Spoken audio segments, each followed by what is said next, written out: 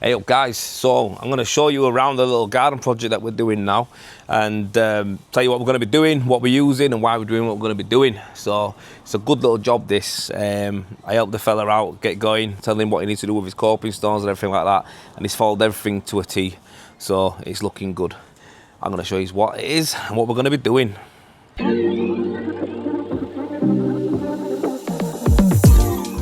So little garden planters here they've put in. We're going to be doing all the face of them, all the way up there. I say all the way up there like it's far away and it's big, but it's not even big. Levi putting some tapes on up there. And yeah, down the side walls here, this wall here. Just a nice little job for us to do. Oh yeah, but anyway, I'm going to crack on, get some beads on, and yeah, enjoy the video.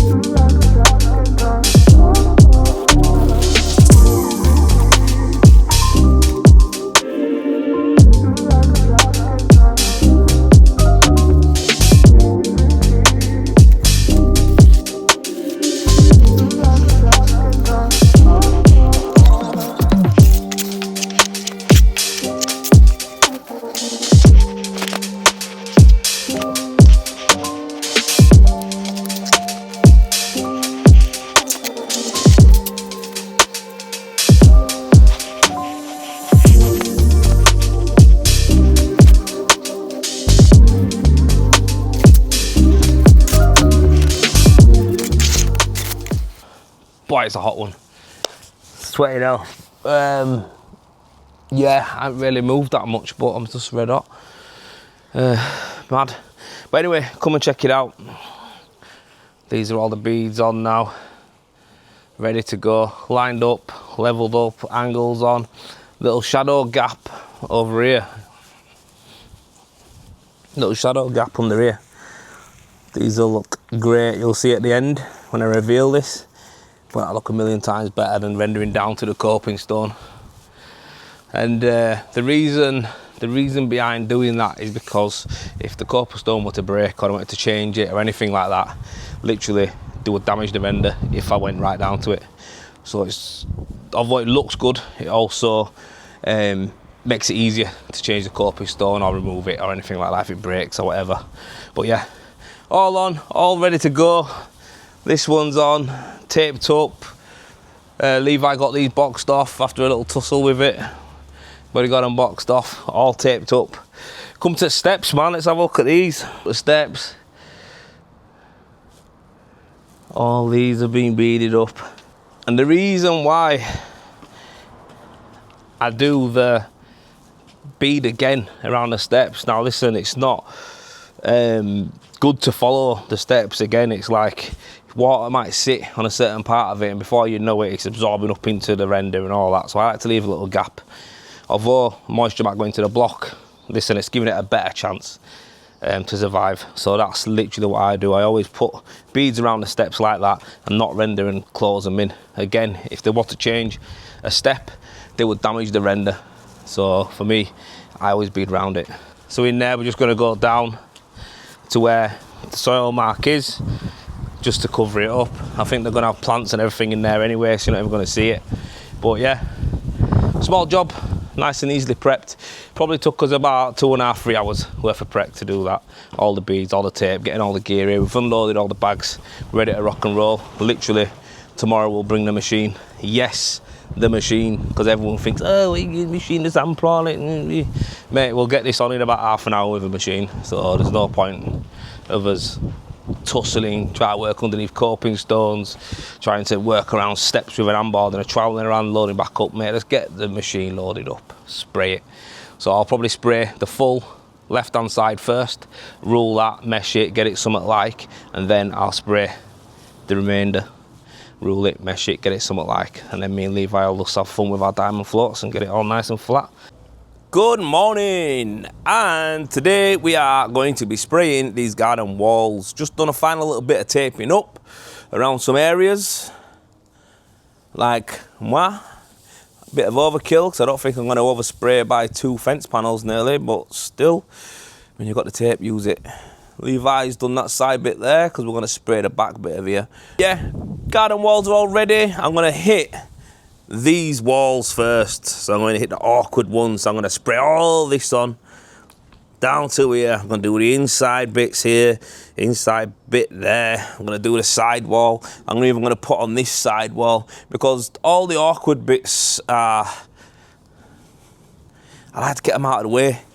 Early doors, just get them out of the way, to the awkward hard bits. So I'm going to get them on, and then after that I'm going to put on, got these under control, and then going to put on the front of this,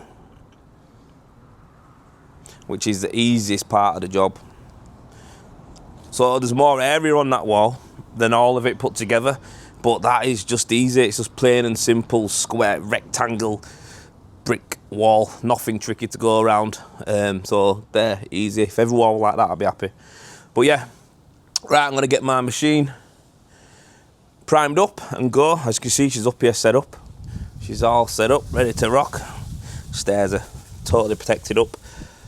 Even though these tiles will clean off nice and easy, it's always good to tidy them up, to cover them up even. SC Gree from the PRB family going on. Mix man, she's ready to go. Water butt's ready. Let's have it.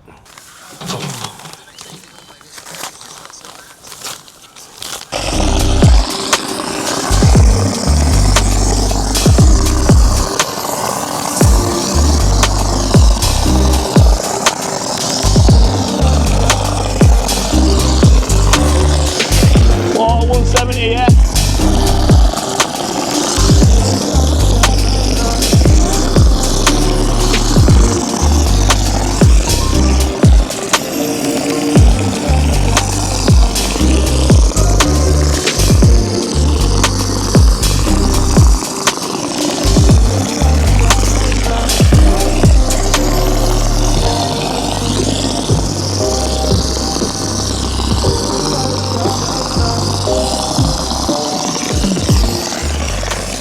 Well guys, we're back at it, and do you know what? The battery died on the last one, as you can see. It was filming, I thought yes, and then I looked and it were gone. No, I'm lying. The battery didn't die. What happened? My SD card was full, wasn't it? Yeah, my SD card, that's what it was, not the battery. I knew something had gone. No, I knew it was something, I just think, I couldn't remember. It was only 2 days ago. But anyway, yeah, my SD card was full, so we're back at it now, and I've emptied the SD card and I'm ready to film. So yeah man, this garden wall project, like I say, it's ready to go. Just finishing off the last little couple bits of primer behind that wall. I'm ready to rock and roll. Go. Taped up again, fresh tapes on for the top coat, and all around there is ready to rock and roll. So Levi's just finishing off the last little bits, like I say, and then we're gonna get going on it. Borrowed a handheld hopper off my mate, because if I'd have brought my Cosner here, it was just like, for this size project, it's not really viable. It takes like half a tub just to get through the pipes to get going. So this is a tight one. Like I say, these are priced accordingly, so they are priced very competitive, because they're meant to be done in a couple of days really. You're meant to come in, bead and base coat them in a day really, and then prime and top coat them in another day. So they're priced that way, so you don't want to be spending all that money on a tub of top coat as well. That's not going to really be used. It's going to be sat in the pipe. So we don't mind on big jobs using, you know, you lose half a tub in the initial, you know, getting the gear through the pipes and stuff like that, and at the end when you clean out you get it back. But it's just, that's just what it is. This is a colour, that's a one-off colour. We won't really use this one. I usually use Tom Pierre, Blanc Delacote, them type of colours. Good old compressor. So it's Blanc de Normoutier, that's the colour we're using. Now this isn't a colour I've used before, so it's not one that I could say I've got, you know, I'm going to have around the yard really. So it's just one of them.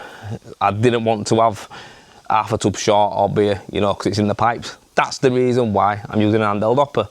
Something that I started with a long time ago was this type of setup, a handheld hopper with an airline and a little compressor. That's something that I started out thincoating with Oh God, tape. That's something that I started Thincoating with a long time ago, a lot of years ago. It gets you going, but it's also good for garden projects like this where you don't want to pull out the big machines. That half a tub that you're gonna probably lose when you're doing a big job, you don't even see it, because the benefit, if you're spraying 10 tubs in like no time with them machines, you're not gonna notice the fact of half a tub's in the pipe. You know, you're never gonna notice it. So it pays more than dividends to have a bigger machine for bigger jobs, and it pays to have a little one like this when it is only going to be 3 tubs and you want to use all 3 tubs. That's it. I say 3 tubs, it's probably going to be 2. There's 18 metres here, but I like to be generous. I like to make sure it's got a good coat and it's protected properly. It has a proper film over the render instead of just putting a texture on it. The whole point of this system is that it's a full layer of render over it. There's no gaps in it, there's nothing like that. It's a sheet of render over the primed base coat, and that's why you get the full flexibility and waterproof and all that stuff that comes with it. So always order the little bit more. Anyway, ready to rock and roll. I'm going to start spraying some bits and yeah, enjoy it, because I'm going to look like a lollipop that's been dropped in the sand after I've done this, because that's what happens when you spray. It just covers you. So I'm going to look white after this. Madness. Catch you soon. Watch this.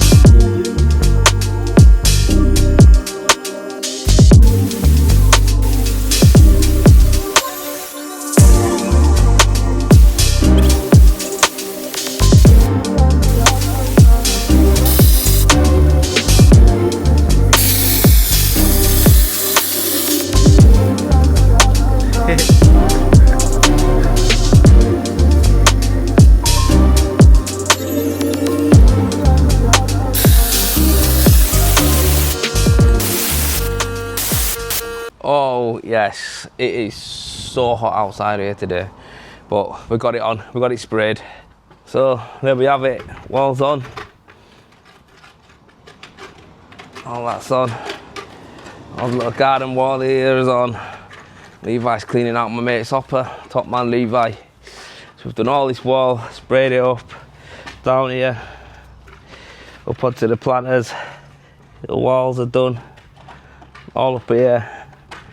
Taped up lovely, taped the floor up. Look at this little nib we even did under here for the fella. Look at that little nib. You get it there. All around the back. All done. All here, done. Pulled all the tapes off, we've had a clean down and we're ready to rock and roll and go home, because it is 28 degrees out here today. And yeah, it's saying that the wall has dried. As soon as it touched the wall, the render, it dried. So that's how we wanted it. But look, here we are. This is the big wall. As you can see, she's beautifully done. Sun's shining directly on this wall and it looks good. No shade, no shadows. And then the short dwarf walls are all done. These are all done and dusted. Is that yours? Yeah, it's yours, isn't it? Yeah, these are all done and dusted. Looking well. I just want to come and show you something quickly what we've done on these steps. Down at these steps, you can see that there's a gap between the tile and the render, all the way up and down from the noses and everything like that.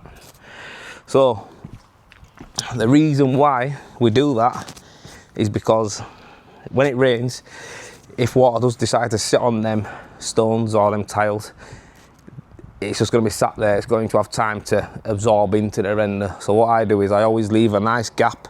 It's a little bit more effort, like I say, a lot of people won't do this, but we'll leave a gap instead of rendering down to the tile, because it just gives it that little bit of breathing space, to water, chance for it to sit there, and then when it does finally move, it goes away instead of up into the render, making it, you know, it can blow, basically is what I'm saying to you. So we try to give these walls as much chance as we can. Customer's done a top job with these stones, to be honest with you, and he's actually bought a tile, or I don't know if he's cut this in himself, but there's a groove underneath it, which is ideal to stop rain coming round and going back onto the wall. So that's ideal.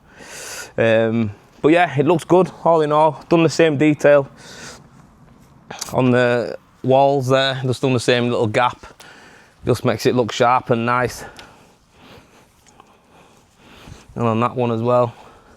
And yeah, it's just a nice rustic finish, to be fair. It's a spray coat, sprayed on instead of hand applied, it's sprayed on, and yeah, it just looks nice. It goes well with the property, so I'm happy, Levi's happy, you're happy, mate, customer's going to be very happy. Let's go, let's get out of this heat. Sweaty. Yeah. Product used on this was Rendervate top coat with the colour Blanc de Notier PRB Thincoat. Base coat SC Gris with PRB mesh incorporated, diamond floated up. And you didn't get to see the diamond floating because my battery died. How bad's that? I didn't even get to show you the part that probably a lot of people wanted to watch this video for. If you want to learn how to do that though, you can come onto one of my training courses at Pro Render Academy. I'll show you how to do the base cutting on this. Like I say, we whipped this on, just me and Levi, it only took us a few hours, wasn't it? It wasn't long, yeah, it wasn't long. Took us a... got here 10 and pretty much done by 1 month. That's what I mean. So 2 of us have got it here. We sprayed on, ruled it, meshed it, diamond floated it, and we were gone. So our process is not just looks better and gets you a flatter wall, which you can see, it also means you can be quicker. So check us out, links below. Anyway, we're off, we'll catch you on the next one.